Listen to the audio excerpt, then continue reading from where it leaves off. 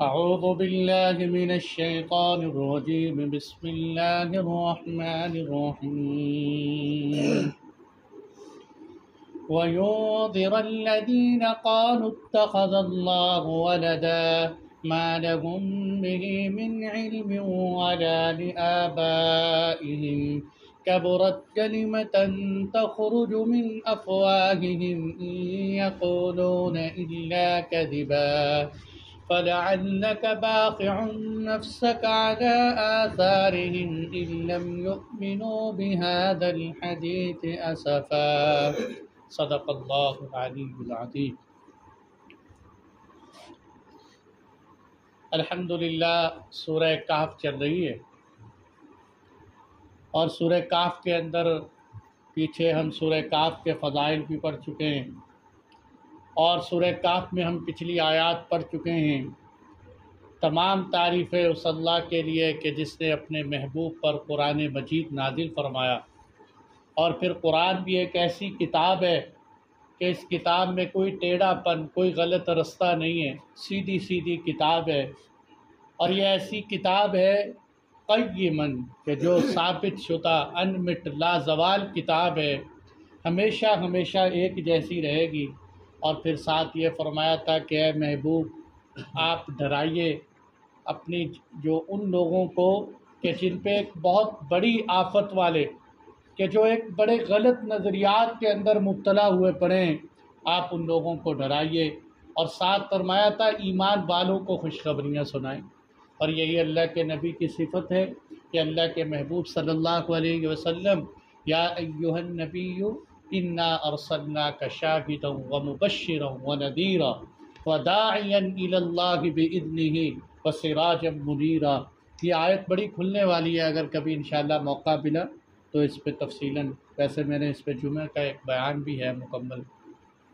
تو بہرحال یہاں پھر ماکثین فیہ ابدا، اور بتائیں کہ جو جنت والے ہیں وہ ہمیشہ، ایمان والے جنت میں رہیں گے ہمیشہ ہمیشہ۔ اب آج کی جو آیات ہیں ان میں دیکھیے، وَيُنذِرَ الَّذِينَ قَالُوا اتَّخَذَ اللَّهُ وَلَدًا، اے پیغمبر ڈرائیے ان لوگوں کو کہ جن لوگوں نے یہ کہہ دیا کہ اللہ نے تو بیٹا بنا رکھا ہے، یعنی اللہ کی طرف بیٹے کی نسبت کرتے ہیں۔ مَا لَهُم بِهِ مِنْ عِلْمٍ، نہ ان کو خود کچھ پتہ ہے، وَلَا لِآبَائِهِمْ، نہ ان کے آباء و اجداد کو کوئی پتہ ہے۔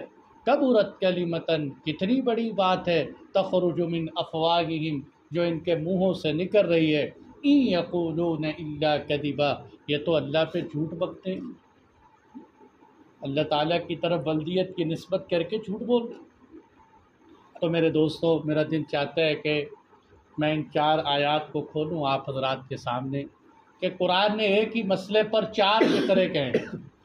قرآن خطیب تو ہے نہیں کہ جس طرح ایک خطیب آدمی اپنی بات کو جو ہے وہ مسالہ لگانے کے لیے بنا سنوار کے جملے بناتا ہے، مقصد کچھ بھی نہیں ہوتا۔ قرآن تو جو جہاں جملے بولتا ہے وہاں قرآن کے مقاصد ہوتے ہیں، کیونکہ اللہ تعالیٰ کا یہ قرآن عرب اس وقت نازل ہوا کہ حالانکہ عربوں کے اندر نہ وہاں کوئی مدرسہ، نہ کوئی سوسائٹی کے اندر ایسی جو ہے یونیورسٹی تھی کہ جہاں سے وہ تعلیم حاصل کرتے، لیکن اللہ نے فطرتی طور پر ایسے لوگ پیدا کیے تھے کہ جو لمبے لمبے اشعار کا قصیدہ فی البدیہہ پڑھ جایا کرتے تھے۔ ان لوگوں کے دور میں یہ قرآن نازل ہوا کہ جن کو قرآن نے پھر چیلنج کیا کہ تم سارا قرآن تو چھوڑو، تم قرآن کے مقابلے میں کوئی چھوٹی سی صورت ہی لے آؤ، اس سے بھی عاجز ہو، چلو تم جو ہے کوئی 10 آیات ہی قرآن کے مقابلے میں لے نہیں لا سکے۔ تو اب قرآن کریم نے جو ہے اس اتنی فصاحت بلاغت والے قرآن میں اللہ نے ایک ہی مسئلے پر 4 جملے کہے۔ وَيُنذِرَ الَّذِينَ قَالُوا اتَّخَذَ اللَّهُ وَلَدًا، ایک، مَا لَهُم بِهِ مِنْ عِلْمٍ وَلَا لِآبَائِهِمْ، 2، كَبُرَتْ كَلِمَةً تَخْرُجُ مِنْ أَفْوَاهِهِمْ، 3، إِن يَقُولُونَ إِلَّا كَذِبًا۔ 4 فقرے گئے قرآن۔ اب یہ مسئلہ کیا ہے؟ یہ قرآن میں کئی جگہوں پر آتا ہے، اگر ہمیں سمجھ آ رہے ہیں۔ مسئلہ ہے مسئلہ ولدیت کا، کہ یہاں پیچھے بھی آیا ڈرائیے اے پیغمبر، یہاں بھی آیا ہے پیغمبر ڈرائیے، تو اس ڈرانے سے کون مراد ہے کہ کن کو ڈرائیے؟ تو پتہ قرآن نے بتا دیا کہ ان لوگوں کو ڈرائیے کہ جن کا عقیدہ یہ ہے کہ اللہ کی اولاد ہے، ان لوگوں کو ڈرائیے، ان مشرکین کو ڈرائیے۔ اور وہ کون ہے؟ وہ آپ جانتے ہیں، نصارہ، عیسائی۔ اور عیسائیوں کے اندر دیکھیں حضرت عیسیٰ علیہ السلام جو تھے، آپ کے حواریین، آپ کے ساتھی، آپ کے پیروکار، پورا مذہب عیسوی صحیح چل رہا تھا بالکل۔ حضرت عیسیٰ علیہ السلام کے دور کے اندر یہ جو پولس تھا، ایک پولس نامی شخص تھا جس کا نام ساؤل بھی ہے، پولس سے مشہور ہوا، یہ حضرت عیسیٰ علیہ السلام کی زندگی میں حضرت عیسیٰ علیہ السلام کے مخالف تھا۔ جس طرح جو ہے عبداللہ بن سبا پیدا ہوا نا تاریخ اسلام کے اندر، اسی طرح یہ پولس پیدا ہوا کہ زندگی میں تو حضرت عیسیٰ علیہ السلام کا مخالف تھا، لیکن جیسے عیسیٰ علیہ السلام آسمانوں پہ اٹھا لیے گئے، یہ کہتا ہے مجھے تو عیسیٰ علیہ السلام خواب میں آتے ہیں، مجھ سے بڑی محبت کا اظہار کرتے ہیں۔ اب یہ عیسائی بن گئے، اور اس نے عیسائی بنتے ہی کیا کہا؟ اس نے کہا کہ عیسیٰ علیہ السلام اللہ تعالیٰ کے بیٹے، اور پھر اس نے ساتھ کیا کہا کہ عیسیٰ علیہ السلام اور جبرائیل علیہ السلام اور اللہ تعالیٰ مل کر تینوں دنیا کا نظام چلا رہے، جس کو تثلیث کا عقیدہ کہ تین کا عقیدہ اس نے وجود میں لایا، کہ اس نے کہا یہ تین بندے مل کر دنیا کا نظام چلا رہے۔ اور اس وقت کے جو عیسائی تھے وہ مانتے تھے کہ عیسیٰ علیہ السلام کو اللہ تعالیٰ نے آسمانوں پر اٹھا لیا، ہم نے اپنی آنکھوں سے دیکھا، لیکن اس نے آ کے کہا کہ عیسیٰ علیہ السلام سولی پہ چڑھ گئے ہیں، اور انہوں نے اپنے ماننے والے جتنے بھی لوگ تھے ان سے جتنی پیچھے کمی کوتاہیاں ہوئیں، عیسیٰ علیہ السلام نے سولی پہ چڑھ کے ان کا کفارہ بن گئے۔ یعنی معاذ اللہ غلطیاں امت کرے اور ان کی غلطیوں کی سزا نبی بھگتے، کہ عیسیٰ علیہ السلام کفارہ بن گئے۔ کفارے کا عقیدہ ہے ان کے اندر، تثلیث کا عقیدہ ہے۔ تو یہ پولس نے اس لیے عیسائی بات، جو معتدل عیسائی ہیں وہ تسلیم کرتے ہیں کہ موجودہ عیسائیت کرسٹیالٹی نہیں ہے بلکہ پولیزم ہے، جو پولس کا ایجاد کردہ نظریہ ہے اسی کے پیروکار ہیں۔ تو یہ وہ نظریہ تھا کہ جو عیسائیوں کا صرف عقیدہ نہیں بلکہ وہ نظریہ ہے کہ جس پر عیسائیت کھڑی ہے، کہ اللہ تعالیٰ کے بیٹے ہیں عیسیٰ علیہ السلام، اور اللہ تعالیٰ نے اس پر 4 جملے بڑے سخت انداز میں، بڑے غضب کے انداز میں اللہ تعالیٰ نے 4 جملے فرمائے۔ اور قرآن میں دیگر مقامات پر بھی آپ دیکھیں گے کہ اللہ تعالیٰ اس مسئلے پر کس قدر غضبناک ہوئے۔ بعض لوگ کہتے ہیں یار یہ مسئلہ تو اتنا بڑا مسئلہ نہیں ہے، لیکن یہ مسئلہ ہے۔ اگر مسئلہ نہیں تھا تو قرآن اتنا غضبناک کیوں ہو رہا ہے؟ مسئلہ تھا۔ اب مسئلے پہ ہم غور کرتے ہیں کہ مسئلہ کیا ہے۔ قرآن کہتا ہے ڈرائیے ان کو جنہوں نے کہا کہ اللہ نے ولد بنا لیے۔ اچھا، یہاں قرآن نے لفظ استعمال کیا ولد کا۔ ولد کس کو کہتے ہیں؟ ولد عام طور پہ لوگ سمجھتے ہیں کہ ولد دیکھے جیسے بیٹا ہے، بیٹے کو، بچے کو، بچی کو ولد کہہ دیتے ہیں، اور لوگ سمجھتے ہیں کہ ولد کا مترادف ہے ابن، جیسے عربی میں بیٹا کہتے ہیں جسے ابن کہہ لو، ولد کہہ لو، لیکن قرآن نے یہاں ولد بولا ہے، ابن کا لفظ استعمال نہیں کیا۔ کیوں کہ یہ ایسا لفظ ہے کہ جس سے عیسائیت کے عقیدے کا پردہ چاک ہو جاتا ہے۔ ولد کا لفظ کیوں استعمال؟ ولد ہے ولادت سے، ولادت کو فارسی میں کہتے ہیں زائدن، اردو میں کہتے ہیں جننا۔ تو ولادت کیا ہے کہ جب کوئی کسی کی طرف نسبت کی جاتی ہے، عبد المجید ولد غلام چشتی، اب میرے جیسے ہی درمیان میں ولد کا لفظ لگا، پتہ چل گیا کہ یہ غلام چشتی کا بیٹا ہے۔ ان کا ان سے ساتھ تعلق جننے کا ہے، نسبت کا تعلق۔ اب یہاں 3-4 گہری باتیں اگر اللہ کرے ہمیں سمجھ آ جائے، تاکہ یہ عقیدہ ان کا سمجھ آ جائے کہ ولد کہ جس کی والد کی طرف نسبت کی جاتی ہے، والد کبھی بھی ولد کا خالق نہیں ہوتا، والد کبھی بھی ولد کا خالق نہیں ہوتا۔ کہ خالق کس کو کہتے ہیں؟ پیدا کرنے والا۔ دیکھو نا، کبھی کسی نے کہا ہے کہ فلاں نے اپنے بیٹے کو پیدا کر دیے، خالق بن گیا اس کا، باپ خالق بیٹا مخلوق، ایسا کبھی کسی نے کہا؟ نہیں۔ کیوں کہ خالق کس کو کہتے ہیں؟ خالق اس کو کہتے ہیں جو نیست سے ہست کر دے، جو عدم سے وجود کر دے، جو ناپید چیز کو پیدا کر دے، اس کو خالق کہتے ہیں۔ تو والد جو ہے اور مرد کے اندر اللہ تعالیٰ نے ایک مادہ منویہ پیدا کیا، اس کے ذریعے اس مادے کو اللہ عورت کے رحم میں پہنچا دیتے ہیں، تو یہ مادے کو پیدا نہیں کرتا بلکہ ٹرانسفر کرتا ہے، انتقال کرتا ہے، اس کی وجہ سے ایک بندہ وجود میں آتا ہے، تو ہم یہ کہتے ہیں کہ یہ اس کی اولاد تو ہے لیکن اس کی مخلوق نہیں۔ ایک بات ہو۔ دوسری بات کہ خالق کا ترجمہ بعض لوگ خالق کو یہ بھی کہتے ہیں کہ خالق اس کو کہتے ہیں جیسے سنارا ہوتا ہے، سونے کو گڑ گڑ کے زیور بنا دیتا ہے، پتھر کو تراش کے بت بنا دیتے ہیں۔ تو اب کیا مطلب کہ یہ خالق یعنی اس نے ایسی ایسی صفات گھڑ کے اس کو زیور بنا دیے۔ تو اسی طرح انسان اپنی اولاد کے اندر صفات بھی پیدا نہیں کرتا، بلکہ اس کو تو پتہ ہی نہیں ہوتا کہ اس مادہ منی سے پیدا ہونے والا بچہ ہوگا یا بچی ہوگی، کالا ہوگا یا گورا ہوگا، لولا لنگڑا ہوگا یا صحت مند پیدا ہوگا، اس کو تو اتنا بھی پتہ نہیں ہوتا۔ تو دو باتیں ہمیں سمجھ میں آئیں۔ نمبر ایک کہ جو آپس میں جن کا باپ بیٹے کا رشتہ ہوتا ہے وہ آپس میں ایک دوسرے کے خالق مخلوق نہیں ہوتے۔ نمبر دو، جب باپ بیٹے کا رشتہ ہو تو جو بیٹے کے اندر صفات ہوتی ہیں وہ باپ کی پیدا کردہ صفات نہیں ہوتی۔ ٹھیک ہے؟ اب ہم جب جو ہے دیکھتے ہیں کہ عیسائی یہ کہتے ہیں کہ عیسیٰ علیہ السلام اللہ کے بیٹے، تو گویا کہ عیسیٰ علیہ السلام اللہ کے بیٹے ہوئے، تو جب اللہ تعالیٰ کے بیٹے ہیں تو پتہ چلا کہ عیسیٰ علیہ السلام اللہ کی مخلوق نہیں، اللہ تعالیٰ کی مخلوق نہیں۔ اور یہ ایسا عقیدہ ہے کہ بڑی حیرت کی بات ہے کہ ساری دنیا اللہ تعالیٰ کی مخلوق ہے لیکن عیسیٰ علیہ السلام اللہ کی مخلوق نہیں۔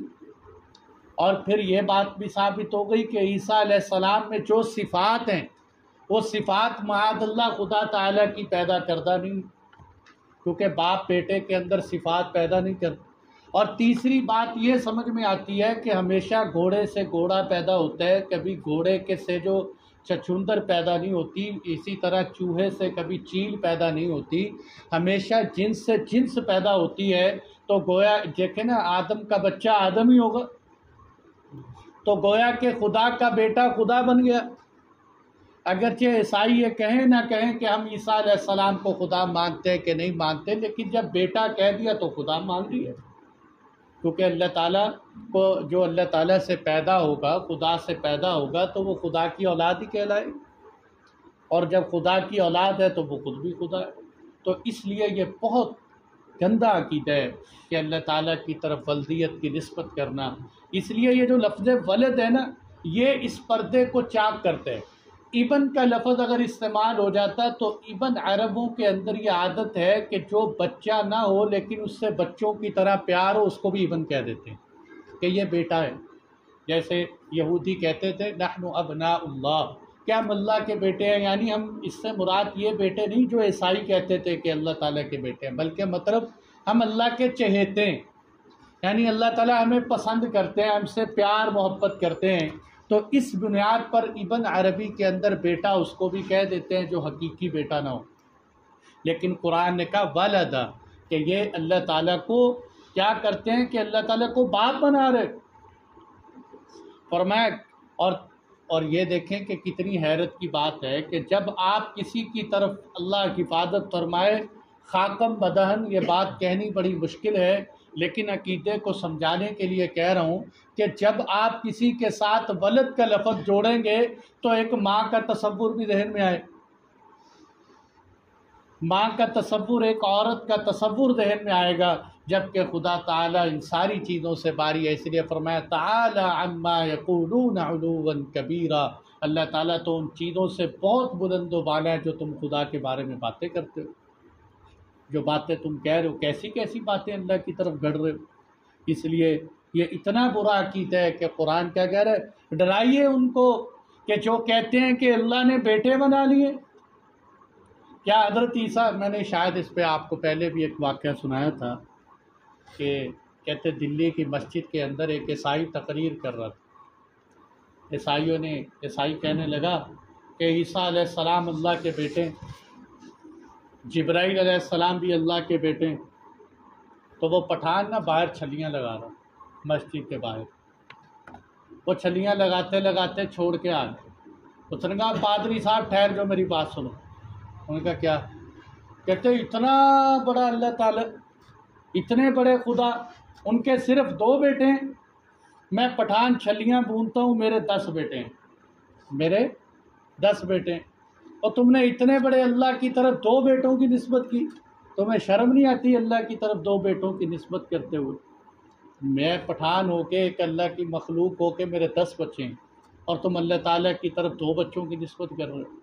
تو اس لیے قرآن کہتا ہے ڈرائیے ان کو کہ جن ظالموں نے یہ عقیدہ کر لیا ہے کہ اتخذ اللہ ولدا، کہ اللہ نے اولاد بنا رکھی، ما لہم بہ من علم، ان کو خود بھی اس بات کا پتہ نہیں، اور ان کے آباء و اجداد کو بھی پتہ۔ دیکھو علم حاصل کرنے کے 2 طریقے ہوتے ہیں، یا تو انسان کو خود بخود براہ راست کسی سے علم حاصل کر لے، یا بالواسطہ علم حاصل کر لے۔ انبیاء کرام اللہ تعالیٰ سے براہ راست علم حاصل کرتے ہیں، یہ الگ بات ہے۔ آج کل ہمارے دور میں مرزا انجینئر بھی براہ راست علم حاصل کر رہے ہیں۔ اس سے کسی نے پوچھا کہ ہر بندے کا کوئی نہ کوئی استاد ہوتا ہے، تمہارا کون استاد ہے؟ کہتا ہے نبیوں کے تھوڑی استاد ہوتے تھے۔ میں نے کہا قریب بھی ہے کہ نبوت کا دعویٰ بھی کر دیں۔ بے شرم انسان، نبیوں کے تو کوئی استاد نہیں ہوتے، تو نبی بن گئے؟ نبیوں کو تو اللہ براہ راست علم سکھاتے ہیں تاکہ نبیوں سے کسی کا درجہ بڑھ نہ سکے۔ اس لیے قرآن میں نبی امی کہا نا، بعض بیچارے ناواقف لوگ کہتے ہیں کہ اللہ کے نبی کو امی نہیں کہنا چاہیے۔ انہوں نے سمجھ لیا کہ شاید اللہ کے نبی کی شان میں توہین ہو رہی ہے کہ نبی امی، حالانکہ نبی امی کا مطلب کیا ہے؟ کیا ہے پیغمبر آپ وہ ہستی ہیں کہ آپ نے دنیا کے کسی انسان سے پڑھا نہیں، لیکن آپ کو علم وہ دیا گیا کہ آپ ساری دنیا کو پڑھا گئے۔ یہ ہے نبی امی، حضور نبی اکرم صلی اللہ علیہ وسلم۔ اس لیے ایک علم ہوتا ہے براہ راست علم جو انبیاء کرام اللہ تعالیٰ سے حاصل کرتے ہیں، باقی انسان جو ہے علم حاصل کرتے ہیں بالواسطہ، کتابوں کے ذریعے، استادوں کے ذریعے، کسی نہ کسی رابطے سے علم حاصل۔ تو قرآن کہتا ہے ما لہم بہ من علم، انہوں نے خود بھی کوئی براہ راست علم حاصل نہیں کیا کہ جس طرح کا انہوں نے عقیدہ بنا رکھا ہے، اس طرح کا عقیدہ خود حضرت عیسیٰ علیہ السلام سے سنا ہو، یا حضرت عیسیٰ علیہ السلام نے کہا ہو کہ واقعی یہ بات ہے۔ بلکہ قرآن میں دوسری جگہ آتا ہے کہ قیامت کے دن اللہ تعالیٰ وَإِذْ قَالَ اللَّهُ يَا عِيسَى ابْنَ مَرْيَمَ أَأَنْتَ قُلْتَ لِلنَّاسِ اتَّخِذُونِي وَأُمِّيَ إِلَٰهَيْنِ مِن دُونِ اللَّهِ، حضرت عیسیٰ علیہ السلام سے اللہ تعالیٰ قیامت کے دن فرمائیں گے کہ اے عیسیٰ تو نے ان سے کہا تھا کہ یہ عقیدہ بنا لو۔ حضرت عیسیٰ علیہ السلام کہیں گے سبحانک لا علم لنا الا ما علمتنا انک انت العزیز الحکیم، پاک ہے اللہ تیری ذات، میں کہاں آپ کے ساتھ ایسی بات ٹھہرا سکتا ہوں، مجھے تو وہی علم ہے جو آپ نے سکھایا، میں تو ان کو وہی سکھا کے گیا ہوں، یہ تو پیروکار ہی ایسے تھے جنہوں نے اپنے پاس سے ایسی بات بنا لی۔ چلو بہت بڑی بات ان کے پاس دلیل پتہ کیا ہے؟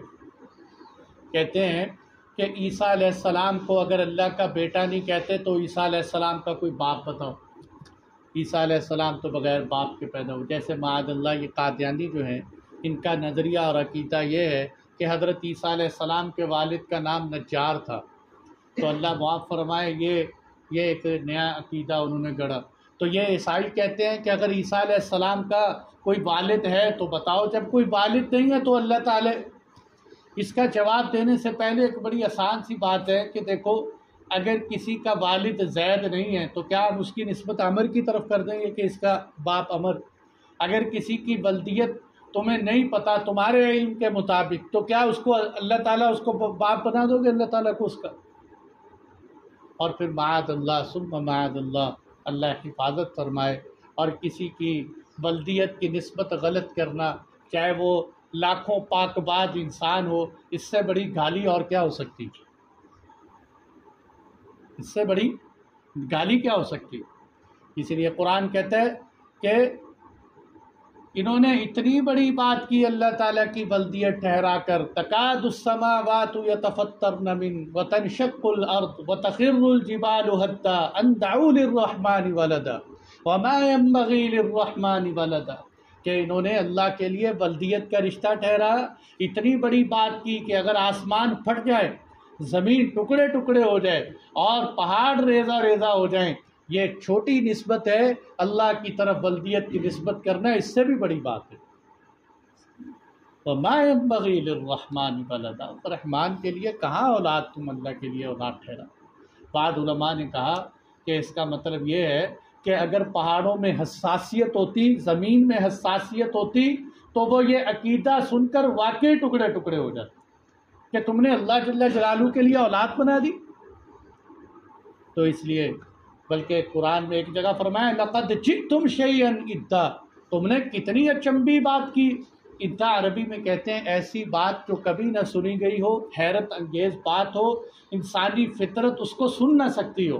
لَقَدْ جِئْتُمْ شَيْئًا اِدًّا، تم نے اتنی بڑی بات کی کہ انسانیت اس کو برداشت نہیں کر سکتی۔ اور یہی بات قرآن یہاں کہتے ہیں مَا لَهُم بِهِ مِنْ عِلْمٍ وَلَا لِآبَائِهِمْ، نہ خود ان کو پتہ ہے نہ ان کے آباء و اجداد کو پتہ ہے۔ کبرت کلمۃ، کتنی بڑی بات کہہ دی، تخرج من افواہہم، جو اپنے منہوں سے نکال دیتے ہیں، ان یقولون الا کذبا، جھوٹ بکتے ہیں۔ کبھی سوچا بھی ہے کہ جب ہم اللہ کی طرف ولدیت کی نسبت کرتے ہیں تو ہم اس کو ثابت کیسے کریں؟ اور پھر قرآن نے دوسری جگہ کہا جب نجران کا وفد حضور نبی اکرم صلی اللہ علیہ وسلم کے پاس آیا، انہوں نے بھی یہی دلیل دی تھی عیسائیوں نے عیسائیوں نے بلکہ نجران کے وفد میں عجیب بات سناؤں، جب نجران کا وفد آ رہا تھا رستے میں دو پادری تھے، ایک قرظ بن علقمہ تھا، ایک ابو حارثہ، یہ آل عمران کی بنیاد ہے۔ جب یہ آئے رستے کے اندر ایسا ہوا کہ ابو حارثہ کو ٹھوکر لگی، ایک پادری کو ٹھوکر لگی۔ جب اس کو ٹھوکر لگی تو دوسرا پادری کہنے لگا تعس الابعد، خیر سے دور رہنے والا ہلاک ہو جائے۔ عربوں کی عادت تھی کہ اس وقت جب ان کو ٹھوکر لگتی تھی تو اپنے دشمن کو برا بھلا کہتے ہیں، فلاں ہلاک ہو جائے۔ اس لیے آپ نے اماں عائشہ رضی اللہ عنہ کا قصے میں بھی وہ سنا ہوگا کہ جب اماں جان کو پتہ چلا تھا تو وہ جو حضرت اماں عائشہ کے ساتھ گئی تھی باہر واپس آئیں اور انہوں نے اس وقت کہا تھا ہلاک ہو جائے مستہ، وہ ٹھوکر لگی تھی نا گرتا ہی سب مستہ ہلاک ہو جائے۔ انہوں نے کہا مستہ کو کیوں بد دعا دیتی ہے؟ تو وہیں سے حضرت عائشہ کو پتہ چلا تھا نا۔ ایسے ہی اس کو بھی جب ٹھوکر لگی اس نے کہا تعس الابعد، یعنی اللہ کے نبی معاذ اللہ ہلاک ہو جائے۔ وہ دوسرا پادری کہنے لگا، اس نے کہا تیرا تعس امک، تیری ماں ہلاک ہو جائے، تو اللہ کے نبی کو بد دعا دے رہے؟ وہ آخری پیغمبر ہے، وہ سچے نبی ہیں، ہم تورات میں ان کے تذکرے پڑھتے ہیں۔ اس نے کہا اچھا تو اتنا اگر اللہ کے نبی کا ماننی ہے تو مان کیوں نہیں لیتا اللہ کے نبی کو مان لو؟ تو اس نے کہا تھا کہ اصل بات یہ ہے لِأَنَّ هَذِهِ الْمُلُوكَ أَعْطُونَا أَمْوَالًا كَثِيرًا وَأَكْرَمُونَا، اس لیے کہ یہ بادشاہ ہمیں بہت زیادہ مال دیتے ہیں، ہماری بہت عزت کرتے ہیں۔ لو آمنا بمحمد صلی اللہ علیہ وسلم، اگر ہم محمد مصطفیٰ صلی اللہ علیہ وسلم پر ایمان لے آئے یہ ہمارا سب کچھ چھین لیں گے ہم سے۔ تو اس نے کہا اچھا یہ تو مال کا رول ہے۔ اس نے کہا لعنت ہو تمہارے مذہب پر، میں جاتا ہوں اللہ کے محبوب کے پاس، اور وہ مسلمان ہو گیا پاس۔ تو یہ نجران کے وفد نے آ کے بھی کہا، انہوں نے کہا عیسیٰ علیہ السلام کا کوئی والد نہیں، اللہ تعالیٰ نے ان کو پیدا کیے، وہ اللہ کی اولاد ہے۔ تو قرآن نے کہا کہ اے پیغمبر ان سے کہیں کہ اگر یہی تمہارے ہاں بڑی دلیل ہے کہ جس کا کوئی والد نہ ہو اس کا والد خدا ہوتا ہے، تو حضرت آدم علیہ السلام کا تو نہ باپ تھا نہ ماں تھی، حضرت آدم علیہ السلام کے نہ والد تھی نہ ماں تھے، ان کی نسبت کدھر کرو گے؟ ان کو بھی خدا کا بیٹا بناؤ۔ ان کو تو اللہ تعالیٰ نے ابتدا میں خلقہ من تراب ثم قال له کن فیکون، آدم علیہ السلام کو ہم نے مٹی سے پیدا کیا، پھر ہم نے فرمایا آدم تو ہو جا، آدم علیہ السلام بن گئے۔ تو اسی طرح جس طرح آدم علیہ السلام کلمہ کن سے ہو گئے ہیں، تو اسی طرح اللہ تعالیٰ نے عیسیٰ علیہ السلام کو بھی کلمہ کن سے پیدا کر دیا۔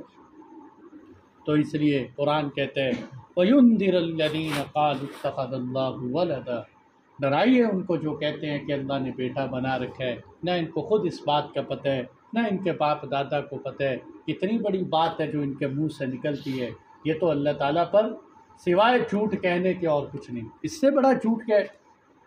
اسی لیے سورہ اخلاص میں بھی اللہ تعالیٰ نے کتنے واضح الفاظ میں ہم پڑھ چکے ہیں، قُلْ هُوَ اللَّهُ أَحَدٌ، کہہ دیجئے کہ اللہ ایک ہیں، اللہ الصمد، اللہ تعالیٰ بے نیاز ہیں، لم یلد ولم یولد، اللہ تعالیٰ کا کیا نہ کسی کے والد ہیں نہ اللہ کی کوئی اولاد ہے۔ وہی اللہ تعالیٰ کا ہم سب ہیں۔ اس لیے صحابہ کرام اس صورت کو بہت پسند کرتے تھے، بار بار اس صورت کو پڑھتے تھے نمازوں میں جگہ جگہ، کہ تاکہ ہمارا عقیدہ توحید مضبوط ہو جائے۔ تو اس لیے یاد رکھنا، جہاں کہیں بھی بلدیت کی نسبت آتی ہے، اب ہمیں الحمدللہ اللہ کے فضل سے سمجھ آگے ہوگی کہ بلدیت کا نسبت اللہ کی طرف کرنا کتنا گندا عقیدہ ہے، کتنا برا عقیدہ ہے۔ تو اسی وجہ سے قرآن نے اس پہ 4 جملے کہہ کے بار بار جو ہے سمجھایا اور تنبیہ کیا، اور قرآن کا انداز اس جگہ پر سخت ہو گیا، تاکہ یہ عقیدہ بڑا خطرناک ہے۔ اللہ جل جلالہ ہمیں عقائد کی حفاظت کی توفیق عطا فرمائے۔ باقی آیات انشاءاللہ اگلے درس میں چلیں گی۔ جی بھائی، کسی بھائی کا کوئی سوال ہو؟ صاحب یہ عیسائی لوگوں کو دعوت کیوں نہیں دے سکتے اسلام میں آنے؟ ہاں جی، بھائی کا سوال ہے کہ عیسائی لوگوں کو اسلام میں آنے کی دعوت کیوں نہیں دے سکتی۔ اصل میں پہلے نمبر پر یہ اصول تو ہے، ہر جماعت کے اندر ہر جگہ پر ایک اپنے اصول و ضوابط ہوتے ہیں۔ یہ دعوت و تبلیغ کے اندر ہمارے جو بزرگ حضرات ہیں وہ اس بات سے منع فرماتے ہیں کہ ان کی جماعت کے اندر یہ کوئی شریعت کا مسئلہ نہیں ہے کہ اگر کوئی بندہ جو ہے دعوت دے دے گا جا کے تو وہ ناجائز اور گناہ کرے۔ ہر جماعت کے ایک انتظام ہوتا ہے، کہ ترتیب ہوتی ہے، کہ نظم ہوتا ہے، اس نظم کے موافق وہ حضرات منع فرماتے ہیں کہ بھئی آپ لوگ عیسائیوں کو دعوت نہ دیں۔ اور اس کی وجہ بھی ہے، اس کی وجہ کچھ بہت ساری وجوہات ہیں اس کی، باقی تو حضرات ہی اس کی بہتر تشریح کر سکتے ہیں، لیکن میں جو ناقص بندہ سمجھتا ہوں میں وہ بتا سکتا ہوں کہ اس کی کئی ساری وجوہات۔ نمبر 1 تو بہت بڑی وجہ یہ ہے کہ دیکھو، آپ نے عیسائی کو دعوت دی، اب خود اتنا علم ہے نہیں ہے انسان کے پاس، عیسائی سے دعوت دیتے ہوئے اس نے مناظرہ کیا، اس نے آپ کو دلائل دیے، اس نے بحث و مباحثہ کیا، آپ کے پاس کوئی ٹھوس علم ہے نہیں، کہیں ڈر ہے کہ اس کا علم آپ کے اوپر نہ چل جائے۔ دینے گیا تھا اس کو عیسائیت کی دعوت مسلم بنانے کے لیے، اور معاذ اللہ خود آدھا عیسائی بن کے آ گیا۔ یہ دیکھو، جتنے بھی دنیا میں مذاہب ہیں ان کے بعد دلائل ہوتے ہیں، یہ بات نہیں ہے کہ وہ دلائل، بعض دفعہ ایسی بات کہہ جاتے ہیں کہ بڑے بڑے علماء دنگ رہ جاتے ہیں۔ تو عیسائی کہتے کہ جو ہے دیکھو، پورے قرآن کریم میں سب سے زیادہ نام کس کا ہے؟ آپ کے پیغمبر کا نام قرآن میں کتنی دفعہ ہے؟ تو بے شمار اعتراضات کرتے ہیں، اور انسان بعض دفعہ پھسل جاتے ہیں۔